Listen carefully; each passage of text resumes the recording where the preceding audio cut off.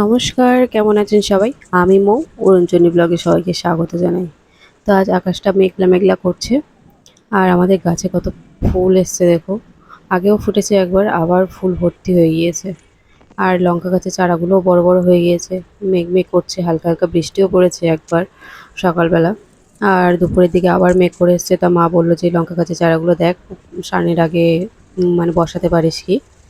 তো আমি তো বললাম যে দাঁড়াও, থেকে ঘুম পাড়িয়ে তাহলে লঙ্কা গাছের চারাগুলো বসিয়ে দিই। তো এদিকে চলে এসেছি বসাতে। আর এই দেখুন, লঙ্কা লঙ্কার চারাগুলো এত বড় বড় হয়ে গিয়েছে আর শক্ত শক্ত হয়ে গিয়েছে, বেশ মোটা মোটা। তো কয়েকটা তুলে নিয়েছি আর এখানে গর্ত করে নেবো কোদালটা দিয়ে।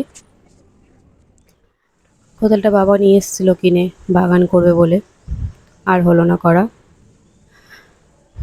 জিনিসগুলো দেখলে কষ্ট হয়, মনে পড়ে অনেক কথা। যাই হোক, এদিকে আমি লঙ্কা চারাগুলো বসিয়ে দিচ্ছি আর হালকা হালকা বৃষ্টিও পড়ছে।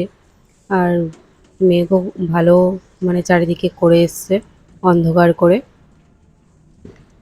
চারিদিকে অন্ধকার হয়ে এসছে মেঘে। তো চলো লঙ্কা গাছের চারাগুলো বসিয়ে নিই। এই দেখুন, চারিদিকে আকাশ অন্ধকার করে আসছে, যেন মনে হচ্ছে কতদিন বৃষ্টি হয়নি। এরকম একটা ব্যাপার, দেখতেও বেশ ভালো লাগছে। কারণ এত গরমের পরে এরকম একটা ওয়েদার, কি বলা মানে কি বলবো আর কি।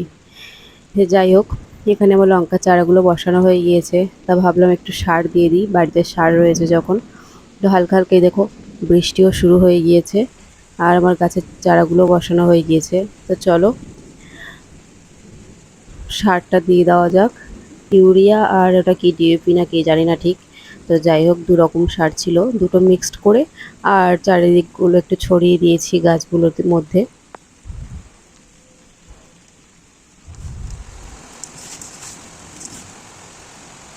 অল্প করে নিয়েছি, বেশি সার দিইনি, কারণ আমাদের গোবর সার আছে প্রচুর।